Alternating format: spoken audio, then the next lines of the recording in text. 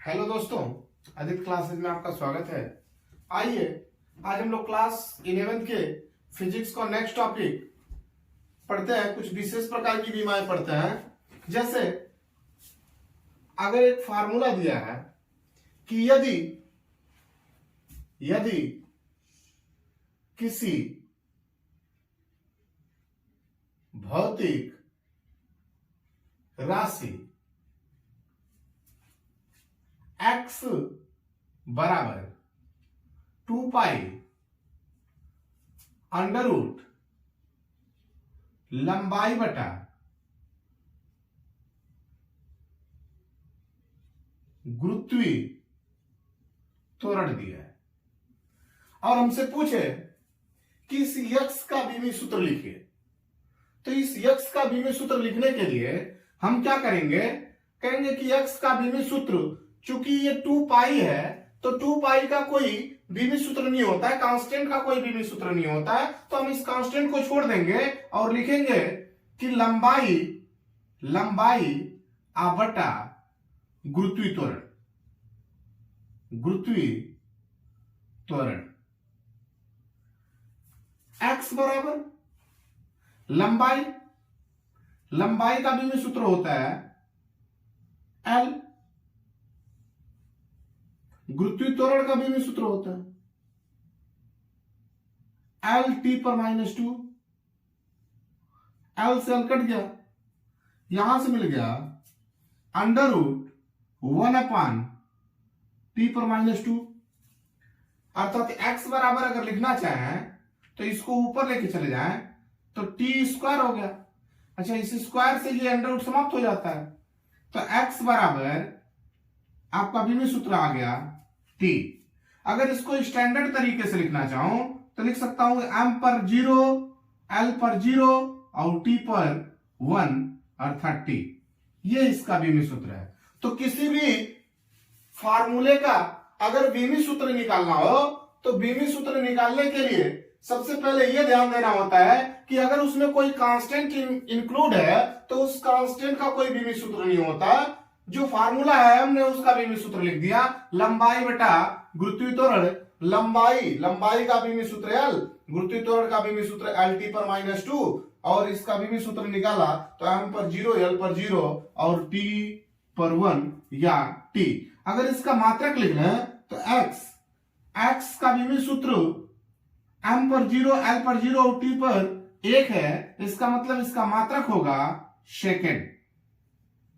इसका जो मात्रक होगा उसको हम कह सकते हैं कि ये सेकेंड होगा। नेक्स्ट टॉपिक देखिए, अल्फा बराबर f बटा v square sine beta into T. समीकरण में अल्फा का बीमी सूत्र ज्ञात करना है। आइए हम देखते हैं। सबसे पहले तो हम ये देख लें कि साइन बीटा इंटू टी एक बीमाहीन राशि है, जिसका कोई बीमी सूत्र नहीं होता है, जिसका कोई बीमी सूत्र नहीं होता है। अर्थात अल्फा बराबर लिखेंगे तो f बटा v स्क्वायर लिखेंगे।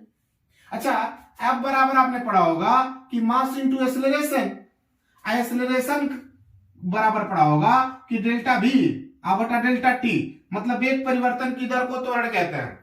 तो वेग परिवर्तन की दर को त्वरण कहते हैं तो a बराबर वेग का बीमा सूत्र होता है LT पर -1 बटा इसका होता है t, पूरा ऊपर जाएगा तो एक्सेलरेशन का बन जाएगा LT पर -2। ये एक्सेलरेशन का बीमी सूत्र हो गया और ये वेग का बीमी सूत्र है और ये त्वरण का बीमी सूत्र है।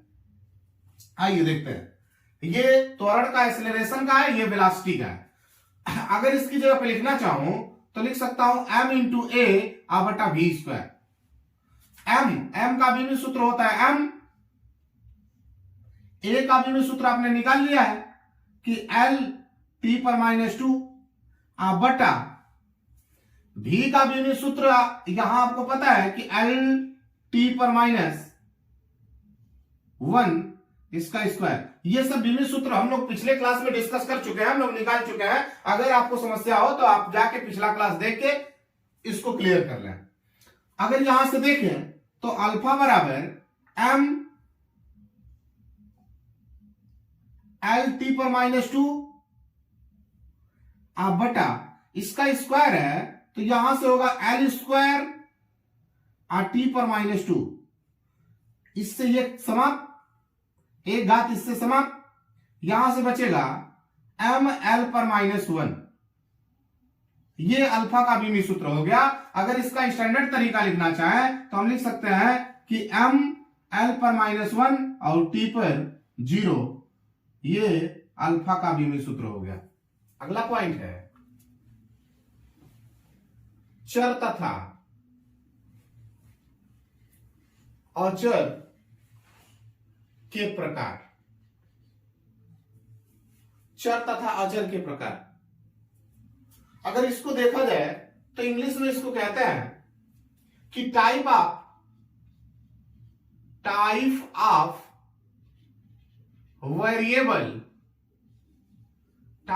Variable and constant. Type of variable and constants. आज हम लोग type of variable and constant देखने वाले हैं। आइए देखते हैं type of variable and constant क्या होता है। सबसे पहले हम लोग बीमी चर देखते हैं। बीमी चर, जिसको इंग्लिश में कहा जाता है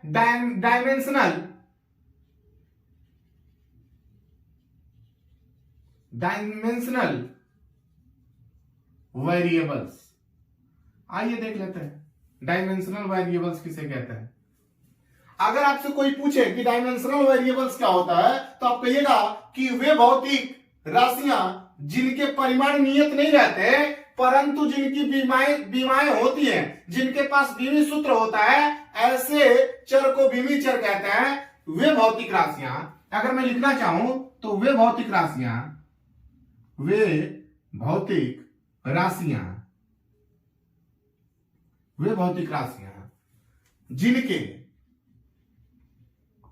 जिनके परिमाण नियत नहीं रहते हैं, जिनके परिमाण नियत नहीं रहते हैं, लेकिन उनके बीमी सूत्र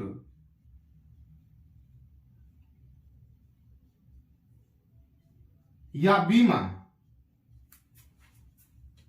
होती है, बीमी चर कहलाता है।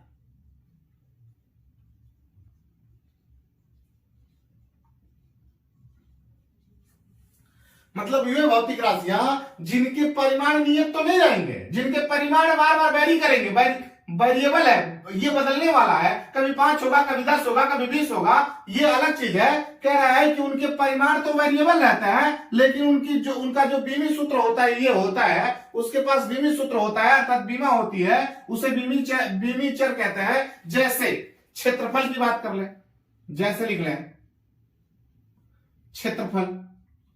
क्षेत्रफल तो बदल जाता है, लेकिन इनके पास बीमा होती है। आयतन की बात कर ले, आयतन, वेग की बात कर ले, वेग, बल की बात कर ले, बल, त्वरण इत्यादि। वे भौतिक राशियां जिनके परिमाण नियत नहीं होते हैं, लेकिन उनके पास बीमी सूत्र अर्थात बीमा होता है, उसे बीमी चर कहते हैं। जैसे क्षेत्रफल हो गया, आयतन हो गया, वेग हो गया, बल हो गया, त्वरण हो गया इत्यादि जो है, ये डायमेंशनल वेरिएबल्स कहलाते हैं। अगर हम दूसरा पॉइंट देखें तो कह सकते हैं कि बीमाहीन चर, बीमाहीन चर, इसको इंग्लिश में क्या है तो डायमेंशनलेस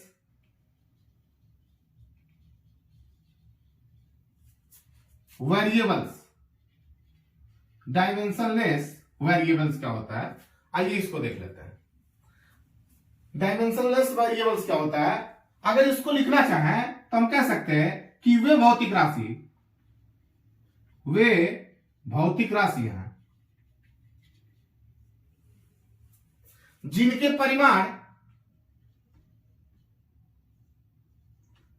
परिमाण नियत होते हैं, लेकिन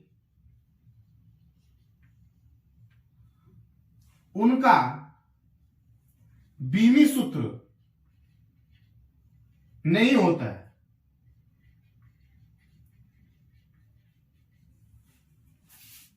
है, उसे बीमाहीन चर कहते हैं। जैसे बात करें, एग्जाम्पल में बात करें तो आप कह सकते हैं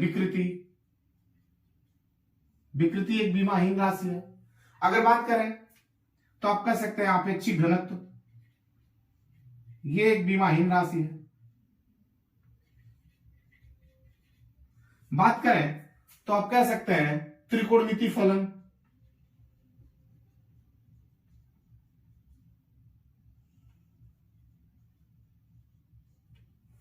अगला देखें तो हम कह सकते हैं चरघातांकी फलन,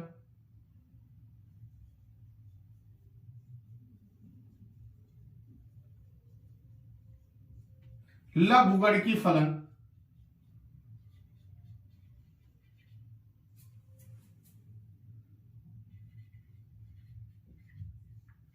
इत्यादि। देखिए, वे भौतिक राशियां जिनके परिमाण तो नियत होते हैं, जिनका परिमाण नियत होगा लेकिन उनके पास बीमी सूत्र नहीं होता, ऐसे राशि को हम लोग बीमाहीन चर राशि कहते हैं। जैसे विकृति का कोई बीमा नहीं होता है। विकृति बराबर लिखेंगे तो लंबाई में वृद्धि बटा प्रारंभिक लंबाई से समाप्त हो जाती है, उसका कोई बीमा नहीं होता है। इसलिए हम कह सकते हैं कि विकृति एक बीमाहीन राशि है। आपेक्षिक घनत्व होता है, आपेक्षिक घनत्व बराबर होता है किसी पदार्थ का घनत्व बटा पानी का 4 डिग्री सेंटीग्रेड पर पानी का घनत्व, तो दोनों का घनत्व आपस में समाप्त हो जाता है, उसका मात्रक समाप्त हो जाएगा तो उसका कोई बीमा नहीं होगी। उसी तरीके से त्रिकोणमिति फलन का नहीं होता, चरघातांकी फलन का नहीं होता और लघुगणकीय फलन का नहीं होता। ऐसे बीमाहीन राशि को हम बीमाहीन चर कहते हैं। अगला पॉइंट है बीमीय चर, जिसको इंग्लिश में कहा जाए तो डायमेंशनल कांस्टेंट। डायमेंशनल कांस्टेंट्स, अगर आपसे कोई पूछे कि डायमेंशनल कांस्टेंट क्या है, बीमीय चर क्या है, तो हम कह सकते हैं कि वे भौतिक राशियां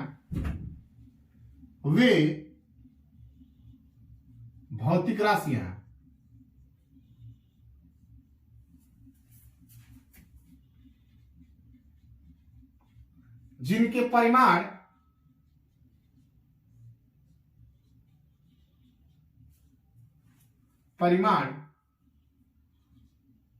नियत होते हैं,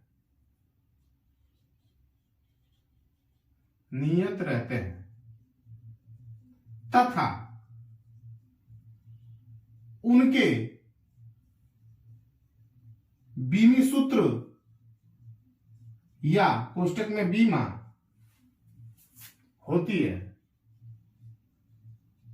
उसे बीमी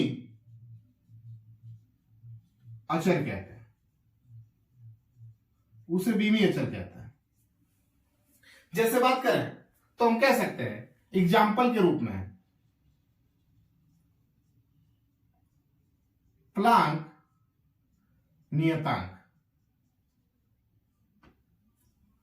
गुरुत्वाकर्षण नियतांक, गैस नियतांक, प्रकाश का वेग,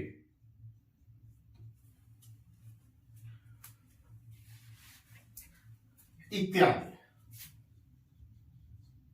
अगर हम बात करें कि बीमी अचर का, तो आप कह सकते हैं कि इसको डायमेंशन कांस्टेंट कहते हैं वे भौतिक राशियां जिनके परिमाण नियत होते हैं तथा जिनका बीमी सूत्र अथवा बीमा भी होता है, उसे बीमी अचर कहते हैं। जैसे एग्जांपल में हमने लिखा है कि प्लांक नियतांक, इसका कोई बीमी सूत्र होता है, आपको पता होगा। गुरुत्वाकर्षण नियतांक, इसका भी बीमी सूत्र होता है। गैस नियतांक और प्रकाश के वेग का भी बीमी सूत्र होता है, इसलिए हम इसको बीमी अचर कहते हैं, डायमेंशन कांस्टेंट कहते हैं। दूसरा पॉइंट है, अगला पॉइंट, नेक्स्ट पॉइंट, कि बीमाहीन अचर, इसकी बात करना है। डायमेंशनलेस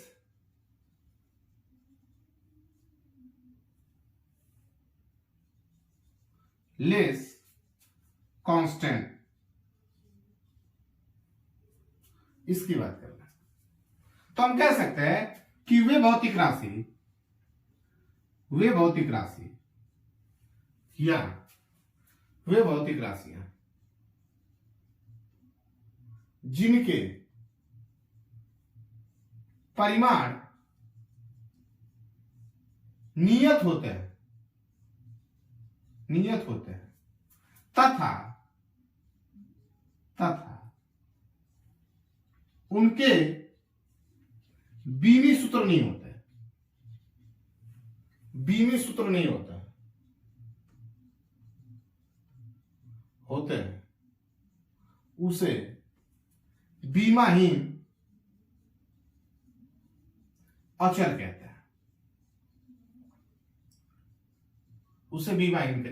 हैं, जैसे